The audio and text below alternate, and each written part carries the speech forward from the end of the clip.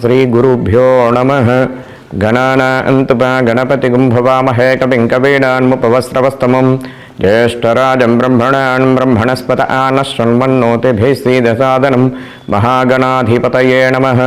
महासरस्वत्ये नमः। श्रीगुरुभ्यो नमः। कन्या राशि వారికి సంబంధించినటువంటిది టో పా పీ పు ష నా ఠ పే పో. వీరు కన్యారాశి వారు. వీరికి ఆదాయం 8, వ్యయం 11గా సూచన చేయడం జరుగుతుంది. ఈ రాశి వారికి గురువు నవమ దశమ స్థానాల్లో సంచారం వల్ల ఇంటి యందు వివాహాది శుభకార్యాలు నెరవేరుతారు. రావలసినటువంటి ధనం చేతికి వస్తుంది. నూతన వ్యాపారాలను ప్రారంభిస్తారు. వ్యాపారమందు మంచి లాభాలు కూడా లభిస్తాయి. విద్యార్థులకు ప్రథమ శ్రేణిలో ఉత్తీర్ణత వస్తుంది. ఉద్యోగ మార్పు, ప్రమోషన్లు కూడా లభిస్తాయి. బంధుమిత్రుల కలయిక, ఉన్నత చదువులకై విదేశీ ప్రయాణాలు కూడా చేస్తుంటారు. నూతన వస్తు వాహన ఆభరణాలు, బంగారం కూడా కొనుక్కోవడం జరుగుతుంది. తాత్కాలిక ఉద్యోగస్తులకు ఈ సంవత్సరం పర్మనెంట్ అవుతుంది. ముష్టాన్న భోజనము, ప్రయాణ లాభాలు, ఇంటి యందు అందరికీ ఆరోగ్యము, అన్నదమ్ములతో కూడి ఉండుట, అక్కచెల్లెళ్లతో కూడి ఉండుట, ఇంటి యందు పండుగ వాతావరణం ఏర్పడుతుంది. డాక్టర్లకు, న్యాయవాదులకు మంచి ఆదరణ కూడా లభిస్తుంది.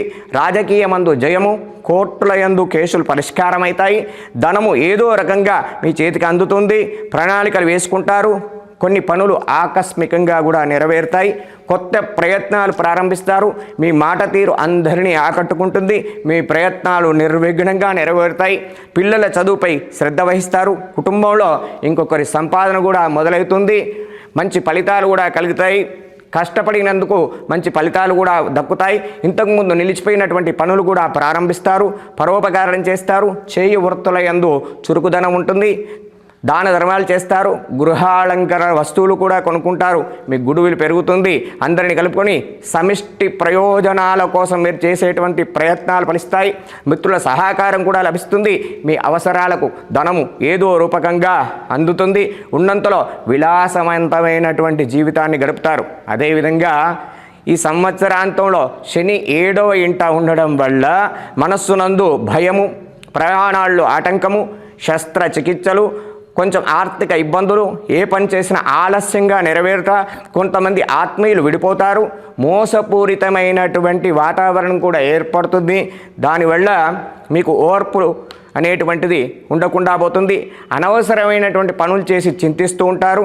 మధ్యవర్తిత్వం పనికిరాదు. పరిచయం లేని వ్యక్తులను కూడా నమ్మరాదు. పెద్దల మాట వినకపోవడం ద్వారా వ్యర్థ సంచారం వల్ల, మితిమీరిన ఆత్మవిశ్వాసం వల్ల నష్టపోయేటువంటి అవకాశాలు కూడా ఎక్కువగా ఉంటాయి. మీరు శ్రీరామ ఆపదోద్ధారక స్తోత్రాన్ని మరియు ప్రతి నిత్యము శని స్తోత్రాన్ని పాటించడం, సుందరాకాండ పారాయణం చేయడం ద్వారా కొంచెం లాభం కూడా ఉండేటువంటి అవకాశాలు ఎక్కువగా ఉంటాయి.